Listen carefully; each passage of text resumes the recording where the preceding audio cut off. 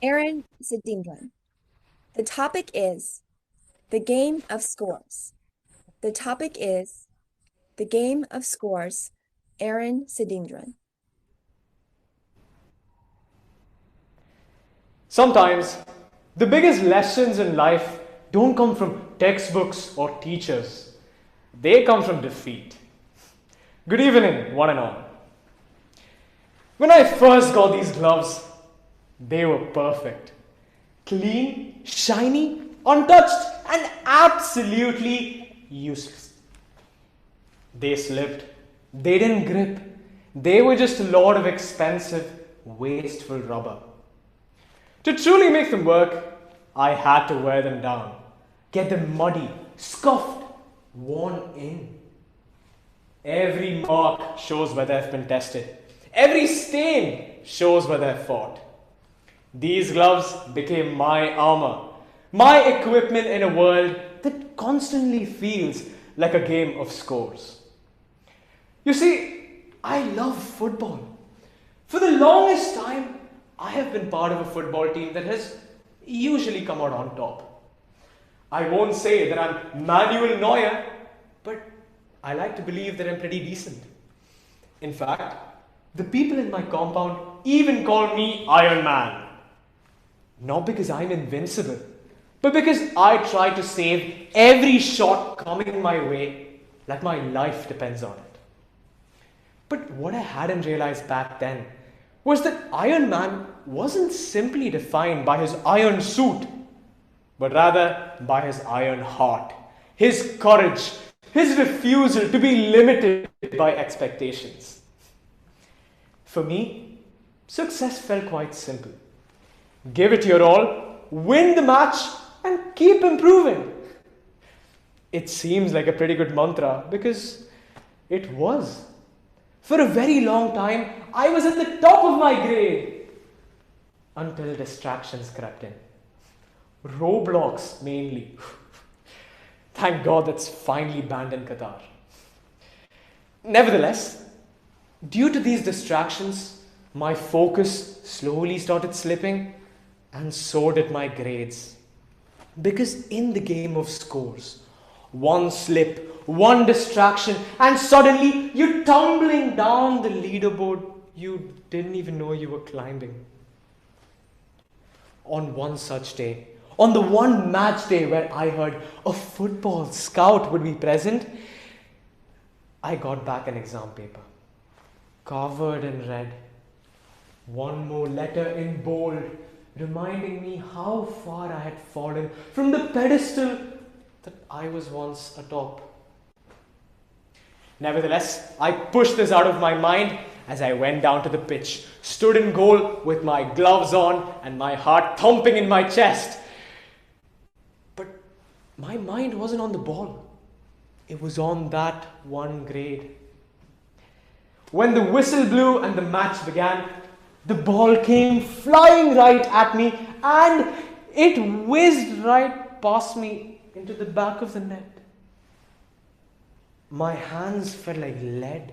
My lungs were burning. My head was constantly spinning. I lost count of the number of goals I conceded that day. When the final whistle was blown, I couldn't even look my teammates in the eye. Their silence was so much louder than the jeering from the opposition's crowd. As I walked off the pitch with my head bowed low, I felt a hand on my shoulder.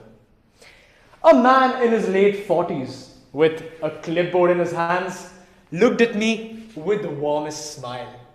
He said, "Son, you were amazing out there." Amazing? What was he talking about? I had just played one of the worst matches of my life. The scoreboard read 5-0. As I turned around to confront this guy, I realized he was the football scout I was trying so hard to impress. He said, "Kid, I don't care about the score. I saw the effort that you put in. The dives, the bruises, the fact that you kept getting back up even when you knew that everything was falling apart. That was truly commendable." Good job. I felt as though I was on cloud nine. Not just because a football scout complimented me, but because he reminded me of something that we often forget. Defeat doesn't destroy us, it defines us. The creases in my gloves don't make them weak, they make them strong. And the creases in our daily lives, the bad games, the bad grades, the bad days, they don't erase who we are. They show us who we can become. And history proves this. Thomas Edison was once kicked out of his school for poor performance. His mother hid the truth from him and told him that he was too gifted to be taught by that bar school. If she hadn't lied that day, we would have still been sitting in the dark rather than complaining about these exorbitant electricity bills. Lionel Messi was told on several accounts that he was too small to play professional football.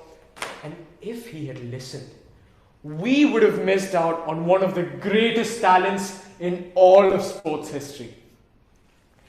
If these legends had been defined by their grades, their scores, or their labels, their stories would have ended far before they would have begun. Because successes in life aren't determined by your victories in the game of scores, but by your victories in the game of resilience.